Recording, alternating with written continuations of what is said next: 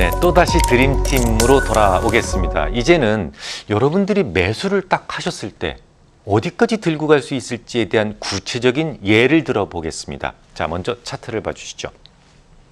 저점 신호의 우선 순위가 뭐라고요? DMI라고 말씀을 드렸습니다. 이건 최선입니다. 자, 수직선으로 표시해 둔 것을 보시기 바랍니다. 이 11월 3일인데요. 가장 먼저 DMI가 저점 신호를 보여주고 있죠. 물론 저점 신호에서 CEO의 동의는 필요가 없어요. 하지만 매수에 반대하지 않고 있음을 보여주고 있습니다. 자, 그러면 그 다음 단계는 뭐죠?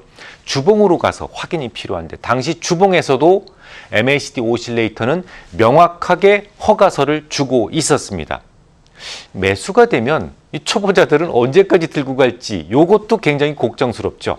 역시 MACD 오실레이터로 확인해 보겠습니다. 차트를 봐주십시오. 이건 주봉이에요.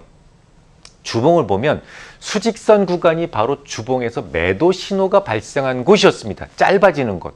자, 그렇다면 11월 3일에 매수 신호가 발생을 해서는 12월 셋째 주까지는 건강한 상승을 유지하는 구간이라고 볼 수가 있죠. 뚜렷한 매수 신호가 발생하면 자신감 있게 매수를 하시고, 그렇게 만들어진 매수는 가급적이면 끝까지 수익을 챙기는 것이 중요하겠죠. 이래서 드림팀은 매수는 물론이고 매수의 유지를 어디까지 할 것인지에 대한 결정에도 큰 도움을 주게 됩니다.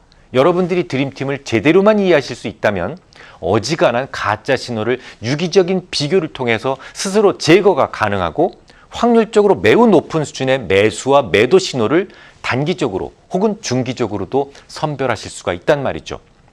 이처럼 드림팀은 놀라운 적중률을 보여줍니다. 하지만 어떠한 상황에서도 맞는 100%짜리 지표는 없어요. 아무리 드림팀이 제가 수십 년 동안에 걸쳐서 이 최적화 시켰다라고는 하지만 다른 지표들에 비해서 적중률이 높을 뿐입니다. 하늘이 두 쪽이 나도 맞는 지표는 아니에요. 자, 그러면 만약 드림팀의 매수 신호가 실패했다면 어떤 현상이 벌어지게 될까요? 드림팀에서 단단하고 확고한 매수 신호가 잡혔다는 것은 상당한 에너지의 쏠림이 있었다는 것이기 때문에 두고두고 강한 저항이 생길 수 있음에 유의하실 필요가 있어요. 자, 그러면 차트를 통해서 확인해 보겠습니다. 수직선을 먼저 봐주십시오. 이게 지난 2008년도 9월 30일 신한지주의 차트인데요.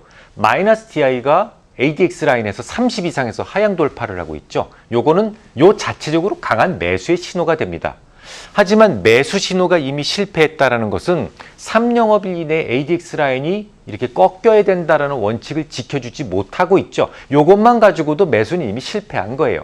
자, 이런 매수 실패의 모습이 나오게 되면 그 이후로 한동안은 뒤도 돌아보지 않는 것이 좋다라는 얘기가 됩니다. 자, 여기에서 좀 더 정교한 매매를 하고 싶으시다면 한 가지를 더 기억해 두세요. 남자와 여자가 다르듯이 음봉과 양봉은 타고난 에너지가 달라요. 그래서 전혀 다른 에너지를 갖게 되는데 만약에 신호가 나온 봉이 양봉이라면 시종가 모두에서 걸립니다. 시가에 더 많이 걸려요. 음봉이라면 거래량에 따라서 시가에 걸릴 때가 있고 종가에 걸릴 때가 있어요. 다시 정리를 하자면 실패한 봉이 양봉이고 그게 저항으로 작용한다면 거래량과 상관없이 종가와 시가에 모두 저항이 걸립니다. 시가에 더 많이 걸려요. 신호가 발생한 봉이 만약에 음봉이라면 거래량이 60일 이동 평균선을 넘었다면 무조건 시가에 걸리고 그렇지 않을 때는 종가에 에너지가 집중된다라고 보시면 됩니다. 왜요? 묻지 마십시오. 그냥 오랜 시간 차트를 관찰하면서 나온 경험치입니다. 자, 이 차트에서 신호가 형성된 것이 9월 30일 종가였죠. 양봉이죠. 자, 요 양봉을 수평선으로 딱 이어버리면 두고두고 그 위치에서 저항이 생기는 것을 확인할 수가 있습니다.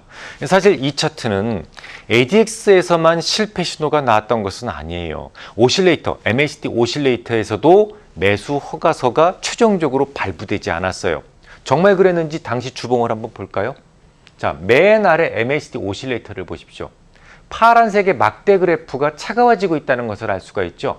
DMI에서는 분명히 매수 신호가 나왔지만 최종적인 허가서에서는 오히려 음전환된 이후에 길어지고 있었어요. 그러니까 매수 신호의 완성 여부는 따지지 말고 단지 DMI라는 것만 가지고도 실패 신호는 나올 수 있어요.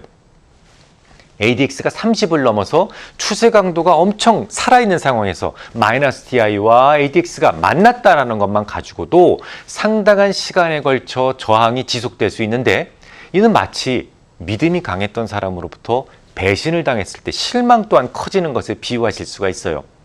매수 신호가 강력할수록 그로 인한 실패 신호도 덩달아 강력해지기 때문에 실패 신호가 발생했을 때의 ADX 수치를 적어두시는 습관을 들이시는 것도 좋습니다. 그러니까 실패 신호가 발생했다고 해도 똑같지가 않다라는 거예요. ADX가 35에서 발생한 신호보다는 70에서 발생한 실패 신호가 훨씬 더 막강하고 오래 지속되는 저항값을 갖게 된다는 것이죠.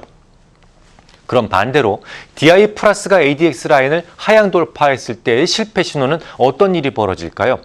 그 양봉의 시가 혹은 종가 라인에서 수평으로 연장한 지지선이 형성되게 됩니다. 당장 확인해 보죠. 자, 노란색으로 표시된 부분을 보시면 플러스 DI가 ADX 라인을 하향 돌파하고 있죠. 물론 DMI는 고점 찾아주는 지표는 아니에요. 하지만 저항의 실패라는 관점에서는 근사하게 작동되고 있음을 알 수가 있습니다. 자, 노파심에 다시 강조드리지만 이 세상에 시세가 중기적으로 하나의 주어진 숫자에 결정된 종목은 없어요. 다시 말씀드려서, 자, 10,000원의 본질 가치를 가지고 있어요. 그래서 앞으로 6개월 동안 반드시 이 종목은 10,000원까지 갈 겁니다 라는 종목이 어딘가에 5,000원쯤에서 거래되고 있을 것이다 라는 허황된 꿈을 꾸지 마시란 얘기입니다. 단지 그 종목에 영향을 주는 시황에 따라서 지금 이 순간부터 오를 수 있는 종목, 지금 이 순간부터 내릴 수 있는 종목만 존재하는 거예요.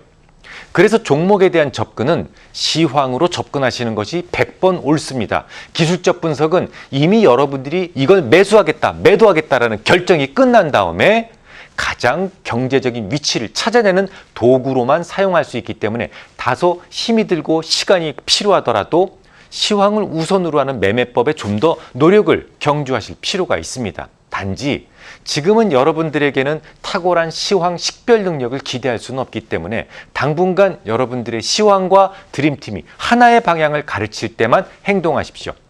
예를 들어 어떤 종목에 대해서 사야 될 충분한 이유가 생겼다고 하더라도 드림팀이 분명한 매수 신호를 주기 전에는 행동하지 말라는 얘기입니다.